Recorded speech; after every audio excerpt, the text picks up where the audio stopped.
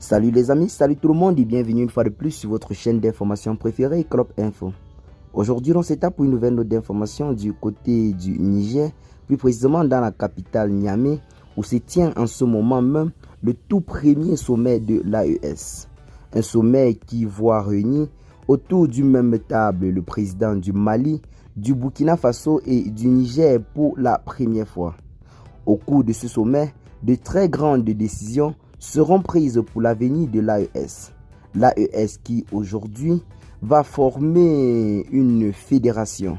Donc les trois États, à savoir le Mali, le Niger et le Burkina Faso, vont mettre un terme à leurs différentes frontières afin de reconnaître tout le territoire comme un et un seul pays. Et un chef de ce sommet sera en quelque sorte désigné. Donc le chef de l'AES, le chef de l'Alliance des États du Sahel, sera désigné au cours de cette cérémonie. Selon les révélations que nous avons eues, ce serait certainement le président malien, le colonel Assimi Goïta, qui sera désigné comme le président de l'AES. L'AES qui aujourd'hui ne comporte que 3 États, pourra bel et bien rallier d'autres États dans les jours à venir, car l'AES reste ouverte à tous les États souverains et panafricanistes qui veulent bel et bien intégrer cette alliance. L'AES en ce moment est bel et bien en train de tenir son tout premier sommet du côté du Niger à Niamey, et au cours de ce sommet, de très grosses décisions seront prises. Plusieurs points ont été évoqués.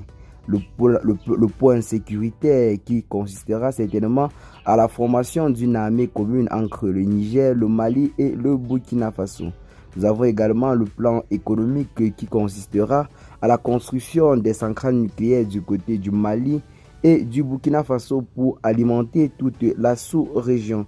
Nous avons le plan monétaire qui sera certainement l'actualisation ou alors la finalisation des procédures en ce qui concerne le divorce avec l'UMOA, d'où la fin du franc CFA sur tout l'étendue de l'AES, car rappelons-le, lors de sa toute dernière sortie, le président de la transition du Niger avait fustigé cette monnaie tout en faisant clairement comprendre au peuple africain qu'il serait impossible pour l'AES d'évoluer avec cette monnaie qui est fabriquée par l'ancienne puissance colonisatrice, dont il faut établir un divorce sans complaisance urgemment pour l'avenir de ces États qui aspirent à une souveraineté absolue.